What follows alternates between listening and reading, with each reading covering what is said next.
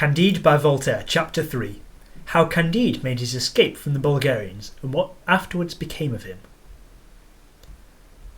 There was never anything so gallant, so spruce, so brilliant, and so well disposed as the two armies. Trumpets, fifes, hautboys, drums, and cannon made music such as hell itself had never heard. The cannons first of all laid flat about 6,000 men on each side. The muskets swept away from this best of worlds 9,000 or 10,000 ruffians who infested its surface. The bayonet was also a sufficient reason for the death of several thousands. The whole might amount to 30,000 souls. Candide, who trembled like a philosopher, hid himself as well as he could during this heroic butchery. At length, while the two kings were causing Te Deum to be sung each in his own camp, Candide resolved to go and reason elsewhere on effects and causes. He passed over heaps of dead and dying, and first reached a neighbouring village. It was in cinders. It was an Abare village, which the Bulgarians had burnt according to the laws of war. Here, old men covered with wounds beheld their wives, hugging their children to their bloody breasts, massacred before their faces.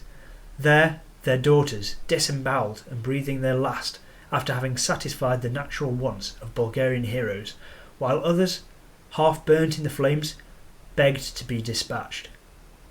The earth was strewed with brains, arms and legs. Candide fled quickly to another village. It belonged to the Bulgarians, and the Iberian heroes had treated it in the same way.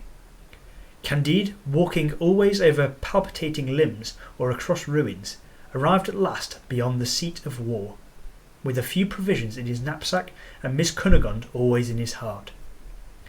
His provisions failed him when he arrived in Holland, but having heard that everybody was rich in that country and that they were Christians, he did not doubt but he should meet with the same treatment from them as he had met with in the Baron's castle, before Miss Cunegonde's bright eyes were the cause of his expulsion thence. He asked alms of several grave-looking people, who all answered him that if he continued to follow this trade, they would confine him to the house of correction, where he should be taught to get a living. The next he addressed was a man who had been haranguing a large assembly for a whole hour on the subject of charity, but the orator, looking askew, said, "What are you doing here? Are you for the good cause?" "There can be no effect without a cause," modestly answered Candide. "The whole is necessarily concatenated and arranged for the best. It was necessary for me to have been banished from the presence of Miss Cunegonde, to have afterwards run the gauntlet, and now it is necessary I should beg my bread until I learn to earn it. All this cannot be otherwise." "My friend," said the orator to him, "do you believe the Pope to be the Antichrist?" "I have not heard it," answered Candide, "but whether he be or whether he be not, I want bread." "Thou dost not deserve to eat," said the other. "Begone, rogue! Begone, wretch, and do not come near me again."